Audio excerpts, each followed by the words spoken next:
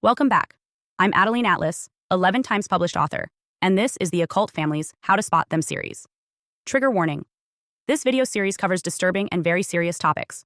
Full legal disclaimer in the video description below. A death ritual in occult family systems is a symbolic act designed to kill the living, not physically, but spiritually and socially.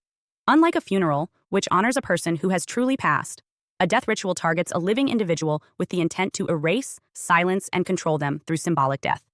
This ritualistic killing operates on energetic, psychological, and legal levels simultaneously, aiming to sever the person from their identity, community, and power. Death rituals differ fundamentally from actual death. Physical death ends the body's life functions, closing a chapter in the natural cycle. A death ritual, however, manipulates perception and energy to declare someone dead while they remain alive, rendering them invisible, powerless, and often erased from family, legal, or social recognition. It is a sophisticated form of spiritual warfare, masked as cultural or legal procedure. Occult bloodline families wield death rituals as tools of ultimate control. By symbolically killing a member, especially those who resist or threaten the family system, they enforce submission and prevent rebellion. The ritual severs ancestral ties, blocks spiritual awakening, and disables the individual's capacity to reclaim autonomy.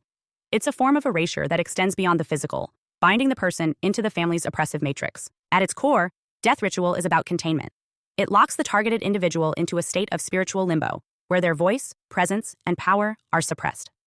This enables the bloodline to maintain dominance, ensuring that no one escapes the roles assigned by lineage or ritual programming. Understanding death rituals is the first step toward dismantling them. Recognizing that this form of symbolic death is a deliberate, strategic act, not a natural or accidental occurrence, empowers survivors to reclaim their life, identity, and spiritual sovereignty. Historical and cultural context. Symbolic death rituals are far from modern inventions. They have deep roots in many ancient cultures and spiritual traditions around the world. Understanding these origins provides crucial context for how occult bloodline families repurpose and weaponize these powerful practices. Egyptian tradition. In ancient Egypt, death rituals were central to spiritual transformation. The physical death of the body was only part of the journey. The soul's passage through the duat, underworld, required elaborate rites to ensure safe transition and rebirth. Symbolic death in this context was a sacred process, marking the end of one phase and the beginning of another. A controlled dismantling of the old self for spiritual elevation. However, occult bloodlines twist this sacred concept. Instead of facilitating rebirth, they use symbolic death rituals to trap and suppress, creating spiritual dead zones where the targeted individual's energy is sealed off, preventing growth or return. Haitian Vodou and African diaspora. In Haitian Vodou and related African diaspora traditions, symbolic death and rebirth are common themes in initiation ceremonies. The initiate undergoes ritual death to old identities and is reborn into new spiritual roles within the community. These rites reinforce communal bonds and spiritual power, but always within a framework of consent and sacred timing. Bloodline families corrupt this process by imposing death rituals without consent, often cloaked as familial or religious obligation. The death is not a gateway to empowerment, but a prison, an enforced invisibility that disconnects the person from community, spirituality, and self. Catholic excommunication. Excommunication is a formal declaration that severs an individual from the church's spiritual and social community. While not a death ritual in the literal sense, excommunication functions as a symbolic death, marking the person as spiritually dead within that system. The excommunicated suffer isolation, loss of status, and spiritual condemnation. Occult families adopt and amplify similar practices to isolate dissenters or non-compliant members. The ritual declaration of symbolic death can occur through church rites, family ceremonies, or legal measures, each reinforcing the erasure of the individual's spiritual and social presence. Across these examples, symbolic death serves as a powerful spiritual tool, capable of transformation, renewal, or destruction. Occult bloodline families weaponize this dual nature, stripping away consent and compassion to use death rituals as instruments of control and erasure. Recognizing these historical and cultural frameworks helps survivors see that what they experience is part of a long legacy of spiritual manipulation, one that must be exposed and dismantled to reclaim freedom and identity. The fake death ruse. The fake death ruse is a sinister strategy employed by occult bloodline families and their networks to declare a person legally dead while they remain physically alive. This tactic serves multiple purposes: financial theft, disinheritance, spiritual erasure, and social invisibility, and operates both in the legal system and in the energetic realm. What it is, at its core, the fake death ruse involves falsifying legal documents to list a living individual as deceased. This can mean the creation or manipulation of death certificates, insurance claims, or estate records to erase a person's official existence.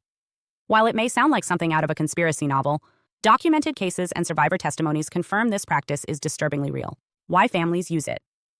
Occult bloodline. Families deploy this ruse primarily for control and resource extraction. Declaring a member legally dead allows them to seize financial assets and property. Once dead, your estate can be transferred, liquidated, or redirected without your knowledge or consent. Cut off legal and social rights. Your ability to open bank accounts, access healthcare, or interact with government institutions is effectively nullified. Erase identity and existence. This legal invisibility contributes to spiritual erasure, severing your ties to lineage, heritage, and even your sense of self. Facilitate spiritual bondage. Being declared dead legally can create a state of liminality, making you more vulnerable to ritual control, spiritual contracts, and energetic tethering. Common methods. Families and their affiliates use a range of deceptive techniques to enact this ruse, often combining legal loopholes with falsified documentation. Insurance fraud. Falsifying death claims to collect life insurance payouts while the person remains alive. False death certificates. Official records are altered or fabricated to confirm death. These documents may be filed without the individual's knowledge. Estate manipulation. Trustees, executors, or legal representatives bypass the living person to redistribute assets. Name misspellings or identity confusion. Small changes in spelling, dates of birth, or identification numbers create ghost identities that obscure the person's living status. Use of aliases or shadow identities. The legal system may be exploited to assign a person multiple IDs, allowing one to be dead on paper while another is active. Real-life case examples. Numerous survivors have reported experiences where their existence was officially erased in public records, triggering legal and financial chaos. Some were locked out of inheritance, bank accounts, or government benefits. Others discovered their identities co-opted for fraudulent purposes, leaving them fighting to reclaim their names. One documented case involved a woman whose family reported her deceased after a sudden disappearance, only for her to resurface years later, having been held in spiritual and legal limbo. Her estate had already been liquidated, and she faced enormous legal battles to restore her identity and assets. Energetic consequences of legal death. Beyond the tangible legal ramifications, being declared dead while alive has profound energetic and spiritual impacts. Identity disintegration. The official death fractures your personal narrative and can trigger dissociation or loss of grounding. Energetic invisibility. You become a ghost within your own life, unseen by the legal and social systems designed to protect you. Spiritual isolation.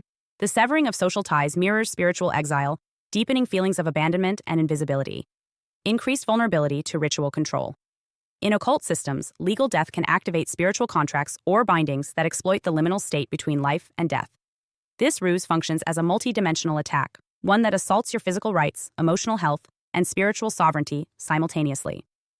Recognizing the fake death ruse as a deliberate strategy is the first step toward reclaiming your life, your name, and your power. Signs you've been targeted by death rituals.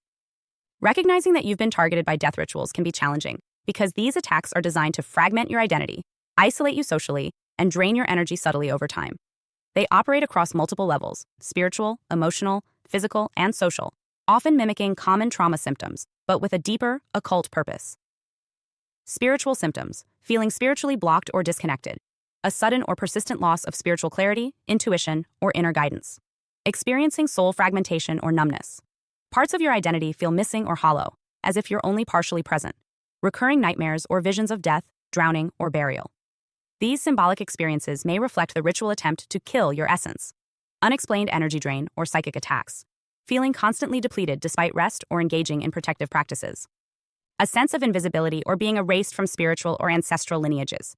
Feeling cut off from your heritage or spiritual support. Emotional symptoms. Deep isolation and loneliness, even when surrounded by people. Emotional withdrawal that feels forced rather than chosen. Persistent confusion about your identity or purpose. Feeling lost or like a stranger to yourself. Sudden onset of depressive or dissociative episodes without clear cause. Emotional shutdowns tied to spiritual disruption. Fear of death, abandonment, or annihilation that feels overwhelming or irrational. Anxiety rooted in ritualistic spiritual influence. A strong urge to disappear or withdraw from social life. An instinctual response to spiritual erasure attempts. Physical symptoms. Unexplained illnesses or sudden health declines that doctors cannot diagnose.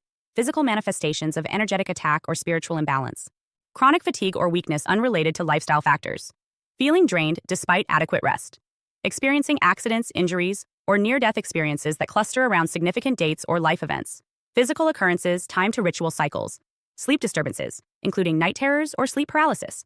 Potential indicators of spiritual assault or attachment: feeling coldness, numbness, or pressure in specific parts of the body, especially around the head, chest, or back.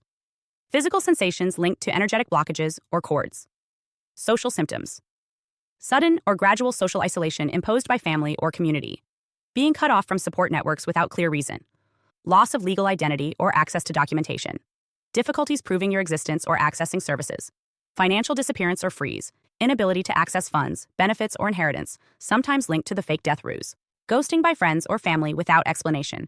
People disappearing from your life, often orchestrated by occult networks. Repeated legal or bureaucratic obstacles designed to erase or invalidate your presence. Challenges to your citizenship, property rights, or professional licenses. How to spot these patterns. Look for clustering. Symptoms often don't appear in isolation. Multiple signs across spiritual, emotional, physical, and social realms usually signal ritual targeting. Note timing around ritual dates or personal milestones. Symptoms may spike near birthdays, anniversaries, or ritual holidays, echoing the spiritual programming of your bloodline. Track inconsistencies in your identity or documents. Misspelled names, lost files, or sudden changes in official status are major red flags. Observe patterns of disconnection. Persistent loss of relationships, social withdrawal, or unexplained isolation may be orchestrated. Tune into your intuition. A deep, persistent feeling that something is off or that you are being erased is a crucial internal signal. Recognizing these signs is the first step in breaking the cycle. Death rituals aim to make you invisible and powerless, but awareness is the spark that can restore your presence, your voice, and your sovereignty. Incomplete death and the return of the dead. Death rituals within occult bloodline families are rarely simple or final. When these rituals are incomplete or disrupted, they create complex spiritual consequences that can profoundly affect both the living and the dead. What happens when death rituals are incomplete? An incomplete death ritual occurs when the intended spiritual death or erasure of an individual is not fully realized. This may happen due to interruption, resistance, or intentional delay by the occult system. Instead of release or closure, the individual's spirit becomes tethered, caught between worlds, neither fully alive nor fully dead. These tethered spirits remain connected to the physical realm through energetic cords, unresolved trauma, or ritual bindings. They often become ancestral hauntings, unseen presences that influence family dynamics, subconscious memories, or emotional states across generations. Spiritual consequences. Tethered spirits. The incomplete death leaves behind spiritual fragments that can cling to places, objects, or people. These fragments may act as energetic parasites, siphoning life force or perpetuating cycles of trauma. Ancestral hauntings. Families may experience repeated apparitions, nightmares, or inexplicable sensations tied to the presence of unresolved spirits. These hauntings serve as both reminders and enforcers of bloodline contracts. Lucid dreams and spirit visits. Survivors often report vivid dreams or conscious spiritual encounters where dead relatives or victims appear, delivering messages, warnings, or demands. These interactions can be both healing and disruptive, depending on the nature of the tether. Symbolic funerals and fake graves. Occult families sometimes use symbolic funerals or fake graves as part of ritual deception. A funeral may occur without a true death, either with the person still alive or their spirit not fully severed from the body or lineage. Fake graves serve as spiritual placeholders, anchoring the supposed death in a physical location, while the real ritual work continues behind the scenes. These deceptive ceremonies confuse the living and the spirit world, allowing the family to manipulate the narrative of death and control access to the individual's spiritual essence. Ritual motives. Behind incomplete death access. Keeping a spirit tethered provides ongoing access to that individual's energy, memories, or abilities.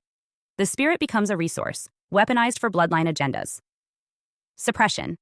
Incomplete death rituals act as powerful tools of suppression, preventing the individual's full spiritual awakening, healing, or departure from family control. Inheritance control. By maintaining spiritual control over a person thought dead, occult families can manipulate inheritance, succession, or energetic lineage, ensuring the power remains within the bloodline. Incomplete death is a shadowy extension of bloodline control, blurring the lines between life, death, and spiritual bondage. Understanding its mechanisms helps survivors recognize patterns of ancestral interference and reclaim their rightful spiritual sovereignty. Resurrection by host. Within occult bloodline systems, the practice of resurrection by host is a sophisticated ritual method whereby the soul or essence of a deceased family member is embedded into a living relative. This process is not spiritual reincarnation, but a form of possession designed to preserve bloodline power and control across generations. Explanation of hosting rituals. Hosting rituals involve transferring the energetic imprint, consciousness, or spiritual presence of a dead ancestor, ritual victim, or powerful entity into a living host. This resurrection serves multiple purposes: maintaining ancestral authority, sustaining spiritual contracts, and extending the influence of the bloodline beyond physical death.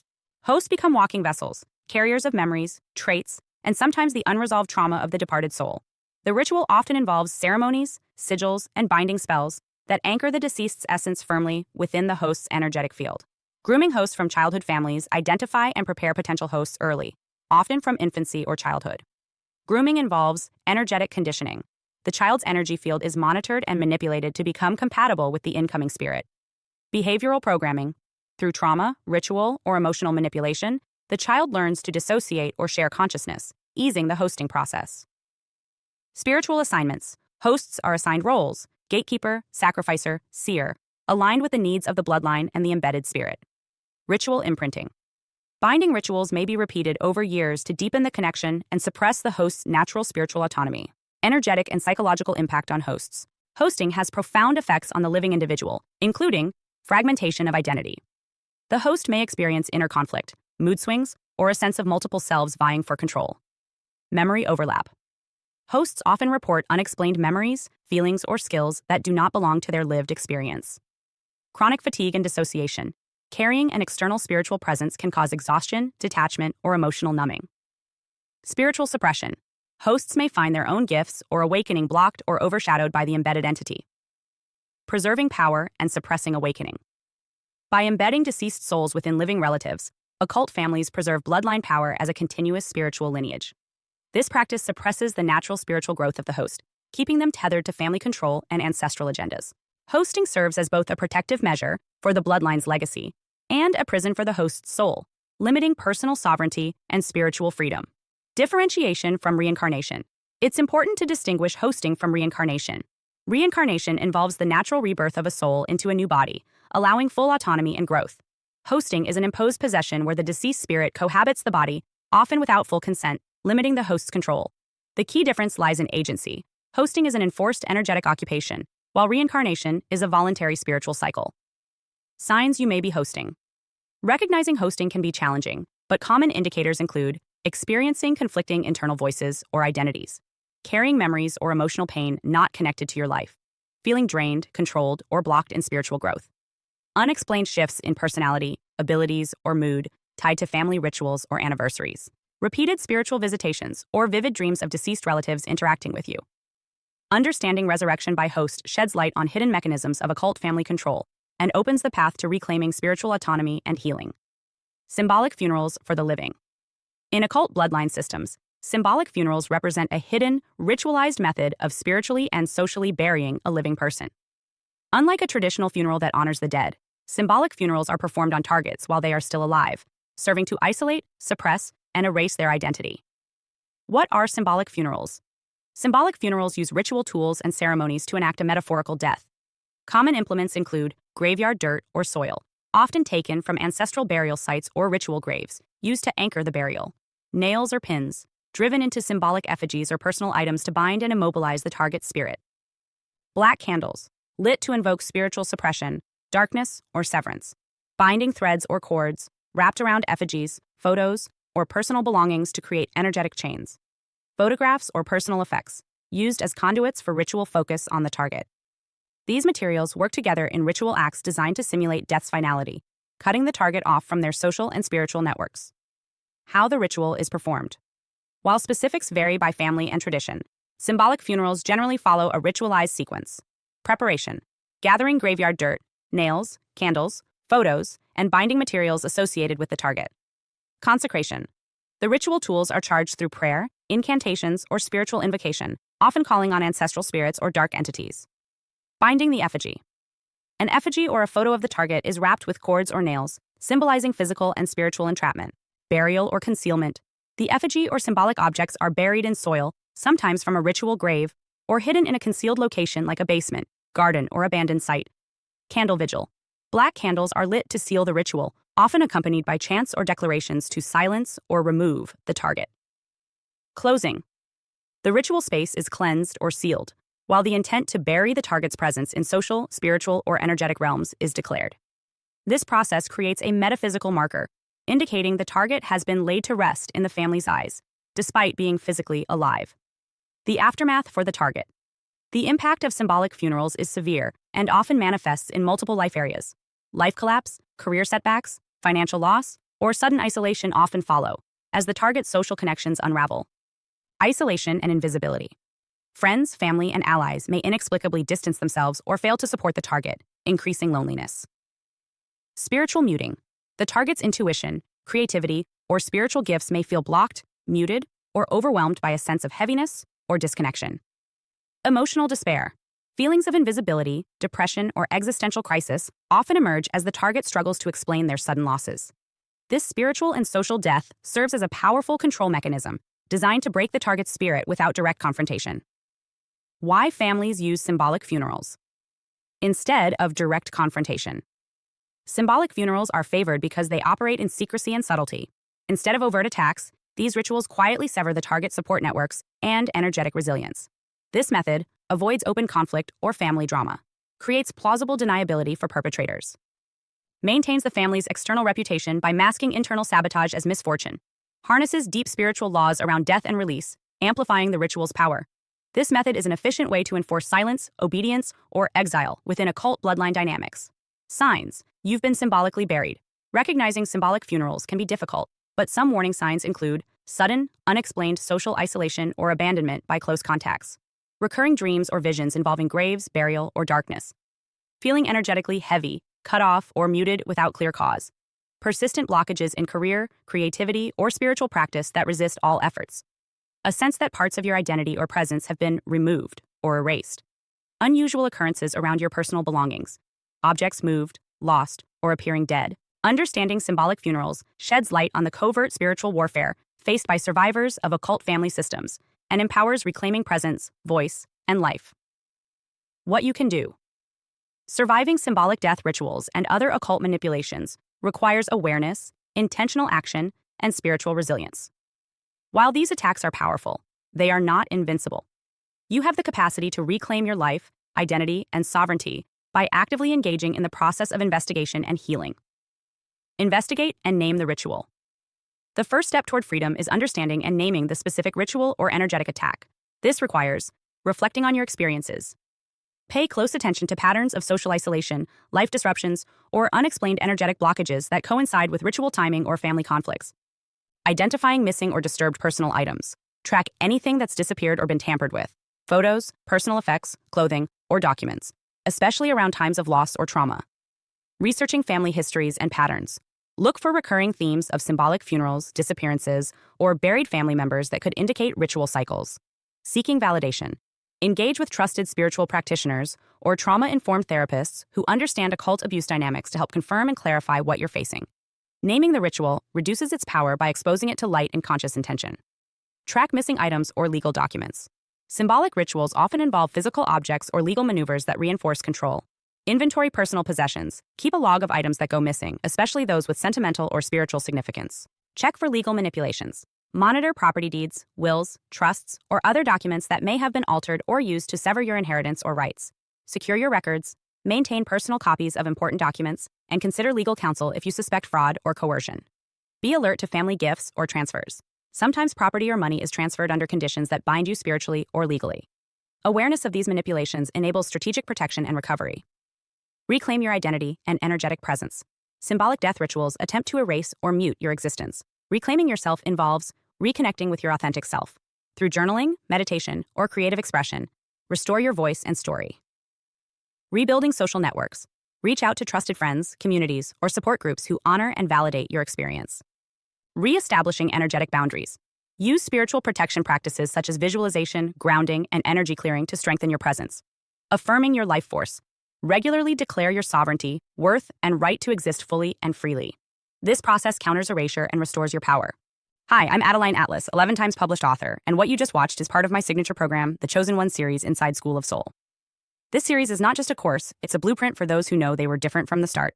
The black sheep, the scapegoat, the truth teller, the cycle breaker. Inside, you'll discover the family roles playbook, the golden child, the scapegoat, the enabler, the lost child, and how to finally step out of the part you were cast in without consent. How the black sheep becomes the goat, turning rejection into radical transformation and leadership. How to break generational curses and rewrite ancestral contracts so the pain stops with you. and how to recognize and escape modern forms of spiritual and technological targeting, from gang stalking to synthetic synchronicity. This isn't just about survival, it's about awakening, about reclaiming your voice, your lineage, and your destiny as one of the chosen ones. Click the link below to access the full series now, because the role ends the moment you decide it does, and the real script begins with you.